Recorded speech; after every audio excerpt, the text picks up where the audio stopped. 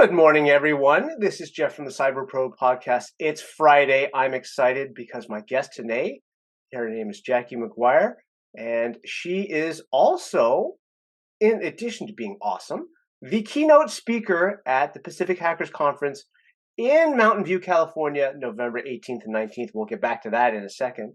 But good morning, Jackie. Good morning. I am so excited for that. I think after 2 years of all of this hoo-ha that we all just went through, we're all excited to be just back live in person anywhere. So we'll talk about that one in a second. If you could first share with our audience a little bit about yourself, who you are, and what you do. So that's a loaded question, right? I'm a little bit of a Jackie of all trades, I guess. So currently, I'm the senior market strategy manager for Cribble. So I handle our market strategy for the security market. Prior to that, I was an analyst with S&P's Market Intelligence division. So I covered SIM, SOAR, XDR, all the security operations and analytics tools. And I got my start in cybersecurity as a data scientist for a SIM vendor. So I used to write anomaly detection and user and entity behavior analytics. And I'm a recovered financial advisor and stockbroker, spent roughly 15 years between Fidelity and SVB managing cash. So done a little bit of everything. Oh, and I worked in AR for a little while. So classic example of hyperproductive ADHD. Awesome. Well, hackers never sleep and we drink a lot of coffee, so love it. One of the things that you said was, I am a Jackie of all trades. And I love that comment because I think that when you bring such a varied background to your current position and to talk about things that you love, man, you've got a lot to draw from. So when we talk to cybersecurity professionals like yourself, one of the questions that we like to ask is, what do you see that's coming up that's going to be really compelling in the next couple of years that maybe, we've had hints that it's coming, but it's really going to smack us in the face? Do you have any thoughts on that? Yeah, I think there's a number of things. One of the things you and I were talking about offline is it really fascinates me that the internet and kind of the connected world as we know it is really just reaching some state of maturity. And I think because the internet is this like crazy growing, ever evolving thing, there's never going to be a real steady state. But we went from, rapidly building this thing that I think a lot of people generally regarded the internet in early days as kind of like a fun, something to do for fun. It wasn't a necessity. It was like a thing to do to waste time, right? Watch cat videos, chat with your friends. But now the internet has become this like inextricable part of everyday life. And we've now had to look at this and gone into how do we become good stewards of the internet. And so I was thinking about like DEF CON. I saw this fantastic talk about link decay and how, we never really think about where do websites go when they die. And, if I register a domain today and I build a website and I stop paying my hosting bills, who gets that website and what do they do with it? We've actually seen those things been used for disinformation. And then also from an infrastructure standpoint, we've made very kind of short-term decisions about how we've innovated, and there's so much promise of the connected world that we've kind of looked past things like, where do billions of lithium batteries go when they die? We know people don't recycle them. We know people just throw them in the garbage. And so I think we've started to have to look at balancing all of the promise of the innovation and new possibilities of a connected world but we also have to be good stewards of the environment, of information, of the internet in general. And so it's something I think about a lot, and I spend a lot of time reading about. Is kind of how do we move into a mature industry phase with the internet? Yeah, you said a couple interesting things right now that were just super compelling. One of which was being good stewards, right? Like we've run and run and run for what seems like a long time, but has only been a blink of an eye to get to where we are here. And now that we're close to being in orbit, we also, well, first of all, we have to congratulate ourselves for getting here. Awesome. But then we got to look around and go, oh crap, now what do I do? And we also started talking about offline, about now that we're here and the environment is the buzzword of buzzwords. And I don't think a lot of people really realize, and I'm going to use the air quotes, right, how wasteful the internet is. And we're going to talk about that, right? We're going to talk about the amount of the footprint of the internet and how it utilizes electricity and water to an immense degree that I don't think a lot of people truly have a grasp on, and what we need to do to help conserve and change what we're doing, because otherwise, wow, it just becomes another industry that churns through irreplaceable resources. Let's talk about that.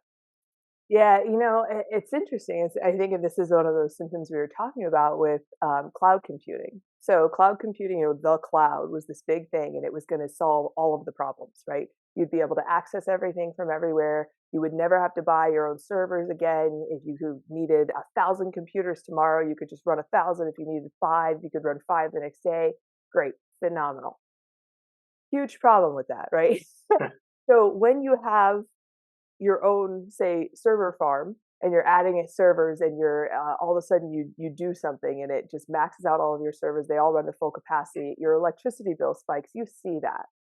You don't see that with cloud computing. So I tell this story a lot. When I was a new data scientist, I was training a model, and we were working with syslogs, so this is like these massive logs, and I was training behavior model, so I needed lots of logs. I did not limit appropriately the number of logs I pulled. So I hit a Mm. button and walked away in Kibana and came back to a $75,000 AWS bill because it had just run crazy. And so luckily AWS was cool and they refunded it and were like, don't do it again. It's like, I will try. But the question is, how many barrels of oil were burned in that Mm. $75,000 oops?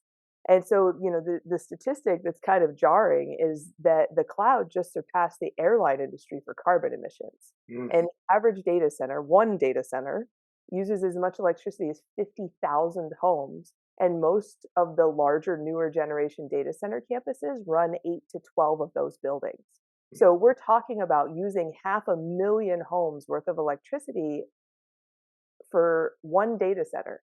And we're building data centers at an insane clip. And they also use billions and billions of gallons of water because servers produce a ton of heat. So data centers, all they do is try to cool. And what you need for cooling is you're either going to use mechanical cooling like air conditioning, which is tons and tons of electricity, or you're going to use evaporative cooling, which is water. And so you're going to use billions of gallons of water. And we really need to ask ourselves, when you hit that button, machine learning and AI is a really great example of this. It's insanely computationally intensive. And I don't think a lot of people realize that we're not building data centers to store pictures and videos and files anymore. We're building them to run machine learning and AI.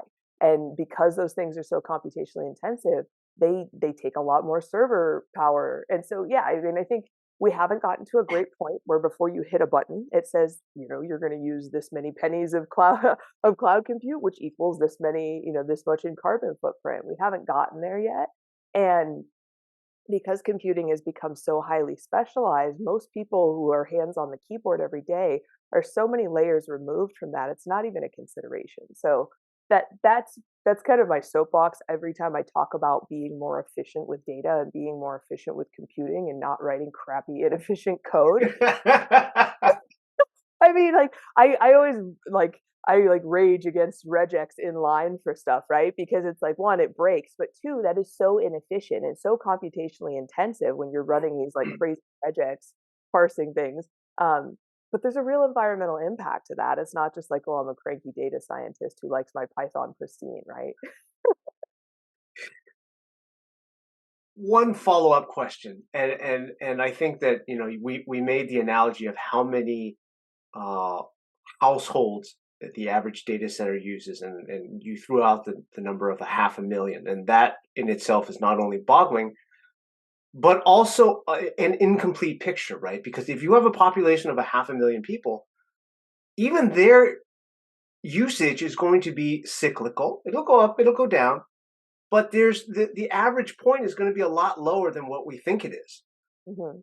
as opposed to a data center where they're running 24/7, 365, and the consistent demand is always there, and it spikes. It never goes down, but it actually spikes upwards. So I'm wondering if there's a way for us to actually determine what that usage is beyond that baseline of a 500,000. It's got to be a lot more. Yeah, and the other thing that is one of those kind of like solve one problem, create another. So if you think Mm, about data privacy, right, GDPR, we're now saying, okay, so the way it used to work is that these companies, Facebook, Instagram, Twitter, AWS, they have data centers in all these different countries, and they have operating agreements, which basically allows them to take data that you produce in Europe and store it in America or process it in America, if that's to your point, where they have a data center that has the most capacity. Well, a lot of these new privacy regulations say that's not okay. Data needs to be kept where it's generated. We don't want data from our country leaving our country. So that sounds good in theory. We're protecting people's data. We're keeping it from being stored in all these crazy places where we don't necessarily have control over it. But we build data centers in pretty specific places, places with low humidity so that evaporative cooling will work, places with low average temperatures so that you don't have to use as much cooling, places with plenty of water so that you don't have to, take water from other places where it may be sensitive. We're losing the ability to do that because if you have to build a data center in Southeast Asia because of privacy rules, or you have to build a data center in Europe because of privacy rules, don't really get to be as choosy about whether the environment is as accepting of that data center as it needs to be. And so we've kind of reached this like critical inflection point where we really need to start thinking about um, how we regulate companies' ability to build data centers. And I think we we tend to kind of be both paradoxically long and short-sighted in technology where of the answer I've gotten from some people is, well, when quantum computing is a thing, like all of these data centers will fit on a chip, so it won't matter, right? But what happens if we completely destroy the water table of a bunch of different countries in the meantime, right? So I think this is something that we need to be talking about now, probably 10 years ago, but definitely now. that is a very compelling conversation that we can't finish today. But as you said, those conversations need to start. Thank you for that. And finally, let's end on a upbeat note. Can you share with us a story, and you have a lot of them, of something that happened, you know, where you might have thought it was kind of small, a little bit insignificant, but it really helped somebody? And it's just a kind of a reminder of truly what we do and why we do it. So I will say, I am a little bit neurodivergent, as I think a lot of people in cybersecurity are, and so I can be very direct.